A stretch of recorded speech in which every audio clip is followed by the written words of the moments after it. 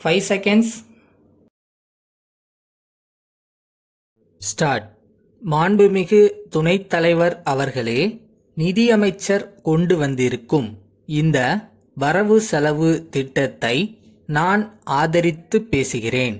இந்த அவையில் உள்ள எதிர்க்கட்சி உட்பட எல்லா உறுப்பினர்களும் இதை புகழ்ந்து பேசியிருக்கிறார்கள். இப்படிப்பட்ட நல்ல வரவு செலவு திட்டத்தை அளித்த நிதியமைச்சர் அவர்களுக்கு நீண்ட ஆயுளை கொடுத்து இன்னும் நல்ல திட்டங்களை வகுத்து அடுத்த வருஷம் இதைவிட சுமூகமான வரவு செலவு திட்டத்தை அளிக்க அவர்களுக்கு நல்ல உற்சாகம் கொடுக்க வேண்டுமென்று வேண்டுகிறேன். இப்பொழுது நீர்ப்பாசனத்தை பற்றி ஒரு சில வார்த்தைகள் சொல்ல விரும்புகிறேன்.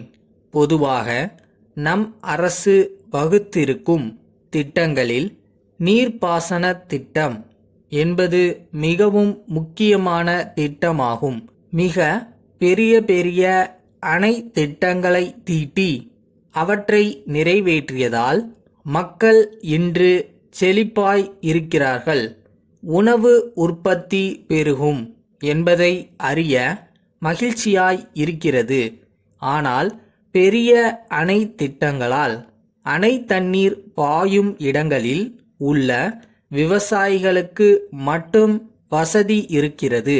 சிறிய நீர்ப்பாசன திட்டங்கள் குறித்தும் அரசு முயற்சி செய்தால் இன்னும் சில விவசாயிகளுக்கும் பலன் ஏற்படும் என்பதை தெரிவித்துக் கொள்கிறேன். அதனால் நாம் வெளிநாட்டுக்கு உணவுப் பொருள் ஏற்றுமதி செய்யும் அளவுக்கு கூட தயாராகிவிடலாம் என்று நினைக்கிறேன். சில கிராமங்களில், குறிப்பாக அரசு எடுத்துக்கொண்டிருக்கும் கிராமங்களில் சிறிய நீர்ப்பாசன திட்டங்கள் நிறைவேறியிருக்கின்றன. அரசு எடுத்துக்கொள்ளாத இனாம் கிராமங்களில் பாழடைந்த ஏரிகளும் குளங்களும் இருக்கின்றன. அவைகளை செப்பனிட்டு நீர்ப்பாசன வசதி செய்து கொடுக்கலாம். இனாம் கிராமங்களை அரசு எடுத்துக்கொள்ளாவிட்டால் ஏரிகளையும் வாய்க்கால்களையும் மராமத்து செய்வதற்கு மாவட்ட அதிகாரிகள் தங்கள் கையில் அதிகாரம் இல்லை என்று சொல்கிறார்கள். அப்படியானால் அங்குள்ள மக்களின் கதி என்ன ஆவது?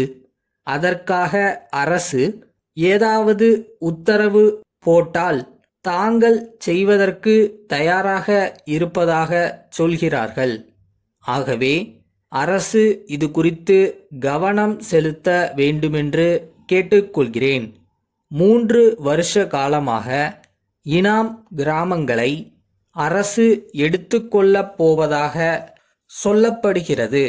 ஆனால் எந்தவிதமான நடவடிக்கையும் எடுக்கப்படவில்லை. இது குறித்து அரசு ஏதாவது செய்ய வேண்டுமென்று கேட்டுக்கொள்கிறேன். அடுத்து, விவசாய வசதி உள்ள கிராமங்களுக்கு கூட மின்சாரம் கொடுக்க மறுக்கிறார்கள். வரிசை பிரகாரம் கொடுப்பதில்லை. விவசாயத்திற்கு மின்சாரம் வேண்டுமென்று முன்பாகவே மனு போட்டிருக்கும் கிராமங்களுக்கு முதலில் மின்சாரம் கிடைக்கும்படி செய்ய வேண்டும் என்று கேட்டுக்கொள்கிறேன். அடுத்தபடியாக, கைத்தறி நெசவாளர்களுடைய நிலைமை ஓரளவு நல்ல முறையில் இருக்கிறது. இருந்தாலும் கூட துணி தேங்கி கிடக்கிறது.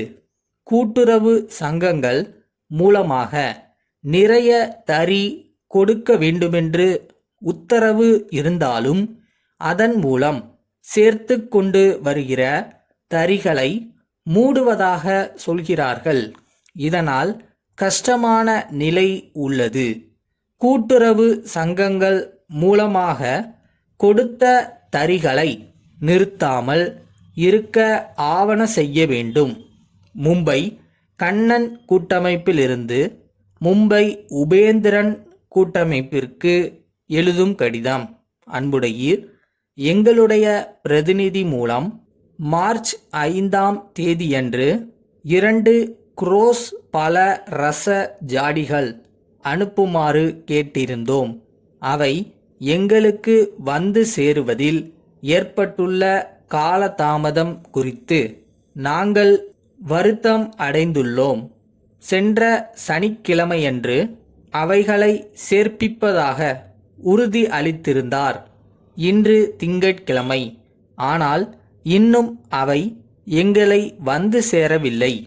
இந்த காலதாமதம் எங்களுக்கு கஷ்டத்தையும் தொழில் நஷ்டத்தையும் ஏற்படுத்துகிறது என்பதை தெரிவித்து கொள்ள விரும்புகிறோம்.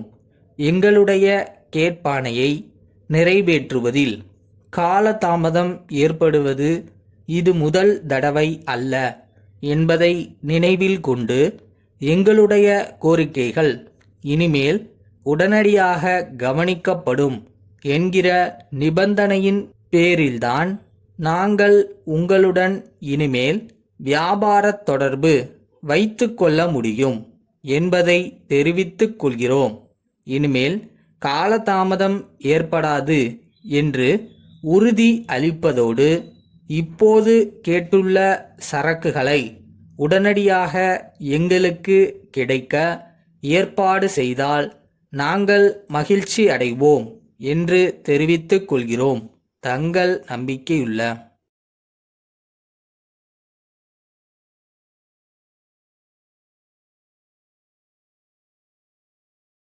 ஒரு ஸ்டேஜ்லையும் யாராவது ஒருத்தர் நம்ம மேல நம்பிக்கை வைக்கணும். ஆனா மோஸ்டா அந்த நம்பிக்கையை நாம நம்ம மேல வைக்கணும்.